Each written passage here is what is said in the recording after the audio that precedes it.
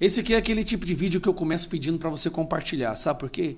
Porque é um escândalo que desgasta muito esse governo, mas não vai passar no Jornal Nacional. O Jornal Nacional vai ignorar completamente, assim como o Fantástico de hoje vai ignorar, que o nome do vice-presidente da República, Geraldo Alckmin, apareceu numa investigação de corrupção no Ministério da Cultura. Aparentemente, o vice-presidente Geraldo Alckmin ajudou um ex-sócio do Lulinha a roubar dinheiro da população brasileira, mas é normal. Vamos lá, eu vou te explicar o que aconteceu. Essa semana a gente teve uma busca e apreensão na casa da nora do Lula. Não é ex-nora, tanto é que o filho do Lula estava lá, dormindo com ela.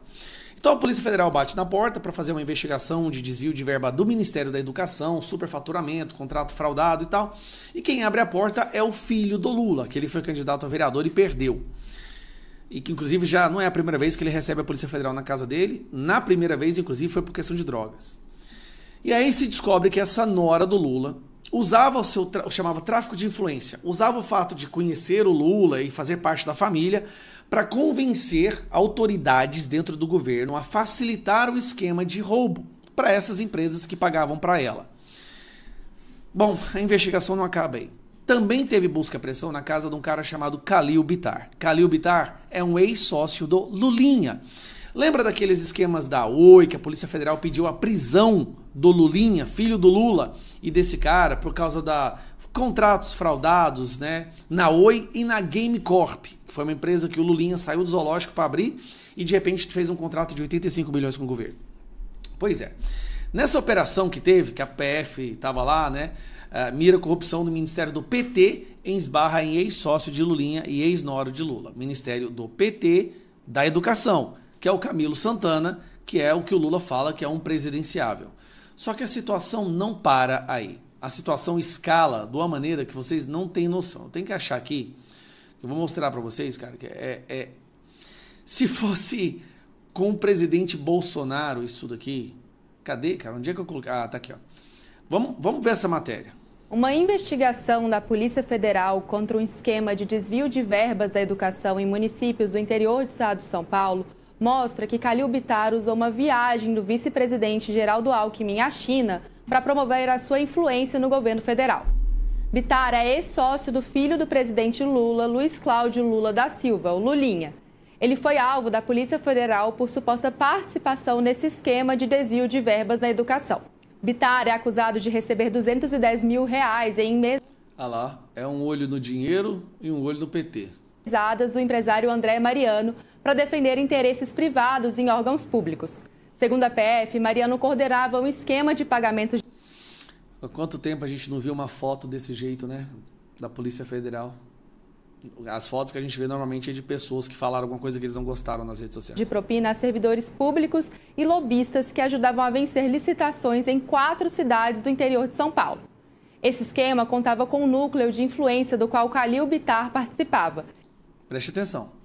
O núcleo de influência que está aqui, a nora do Lula, o ex-sócio do Lulinha, influenciava o governo liberal, que liberava os repasses das prefeituras para empresas, para fechar o contrato das empresas. Preste atenção, transformava em repasses em dinheiro vivo. Olha o esquema envolvendo o governo Lula.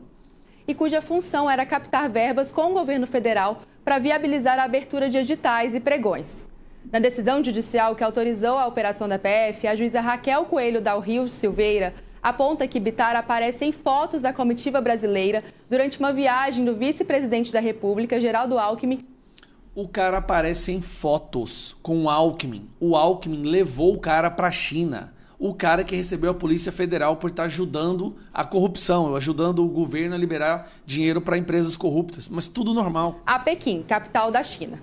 As imagens teriam sido enviadas pelo empresário para sustentar o seu acesso a autoridades.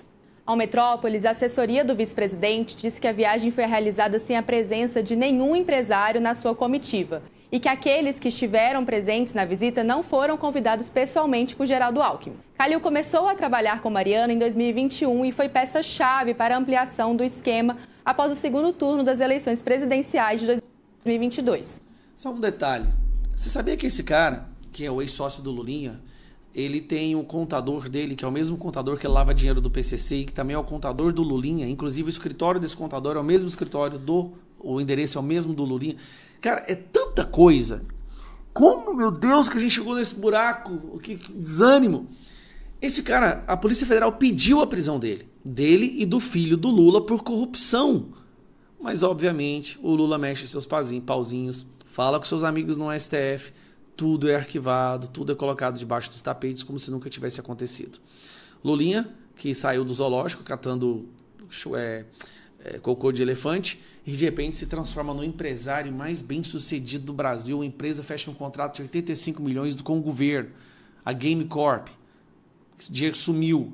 E mais outros contratos absurdos que ele fechou também. E os filhos do Lula, a imprensa não fala.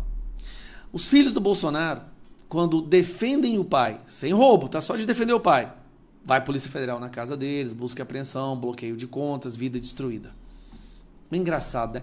Hoje, se o Brasil fosse um país sério, a imprensa do Brasil fosse uma imprensa séria, hoje, o Fantástico deveria se dedicar a esse escândalo de corrupção do Ministério da Educação que envolve a família do Lula, do presidente da República, assim como sócios dos filhos do Lula. Mas não, eu aposto com você, não vai ter 10 segundos sequer sobre isso no Fantástico hoje. Maduro sabe que está chegando nas últimas horas da sua ditadura. E lembrando, uma vitória contra o autoritarismo, contra uma ditadura, ela deve ser celebrada não importa em qual país ela aconteça. E para nós, brasileiros, essa celebração tem que ser ainda mais enfática. Afinal de contas, é um país vizinho que financiou durante muitos anos o PT, a esquerda e vários líderes da esquerda na América Latina. Como Carvajal está delatando nos Estados Unidos, boa parte da esquerda da América Latina, inclusive o PT, foi financiado pelo narcotráfico da Venezuela.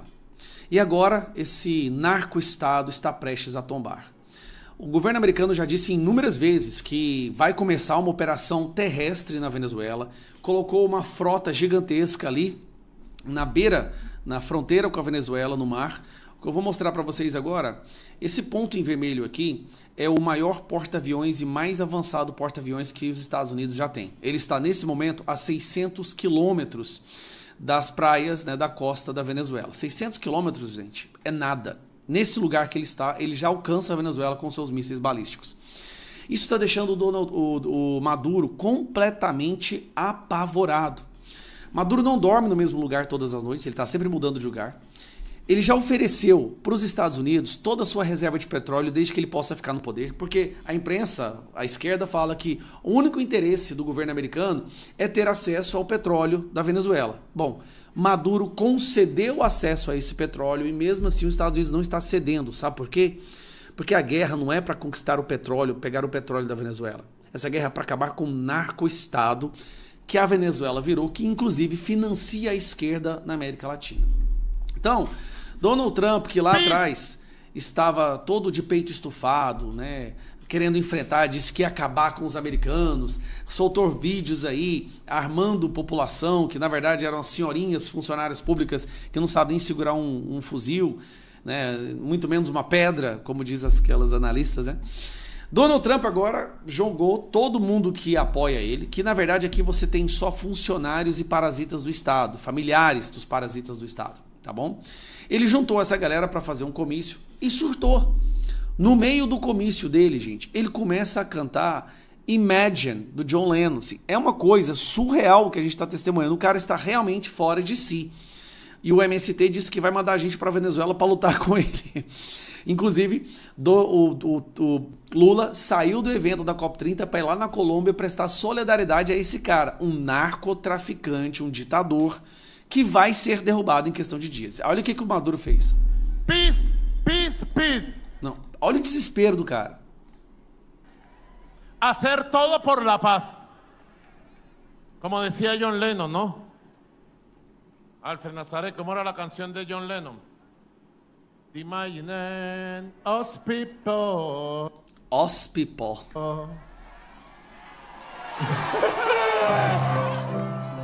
Mira, son jodedores, vale.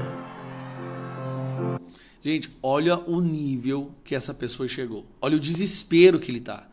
Ele tá mandando mensagens pro Donald Trump falando, cara, eu te dou todo o meu petróleo, deixa eu ficar no poder. Gente do céu, como é que a pessoa chega nesse buraco? E aí ele toca a música. Nossa senhora, cara. A minha preocupação, sabe o que é? O Lula tá morrendo de medo, porque se o Maduro for pego e ele começar a delatar, para diminuir a sua pena, e delatar tudo que a Venezuela fez, vai estar lá o nome do Lula, Cristina Kirchner, Evo Morales, Gustavo Petro, toda essa galera que são os líderes da esquerda. Inclusive, acho que até a Gleisi Hoffmann, de acordo com o Carvajal, recebia dinheiro. Ele vai ter muita gente que vai cair. Por que você acha que o Lula mandou um avião da FAB pegar a primeira-dama que foi condenada por corrupção no Peru no esquema da Lava Jato? Porque ela tem informações que podem derrubar o Lula. A preocupação do Lula é o que o Maduro vai falar contra ele. Isso pode ser o fim do Lula por completo. Então eles estão desesperados. Por isso que o Mauro Vieira foi lá prestar solidariedade. Mas é um fim de mais um narco-estado. Eu vou gravar um vídeo agora mostrando para vocês o que está acontecendo no México. O que está acontecendo no México é histórico. A população do México... Eu vou te explicar, mas você não está entendendo a convulsão que virou aquilo ali. Mas por enquanto, sabe que o Maduro realmente perdeu toda a noção e agora está cantando Imagine All the People pedindo para o Trump não invadir a Venezuela.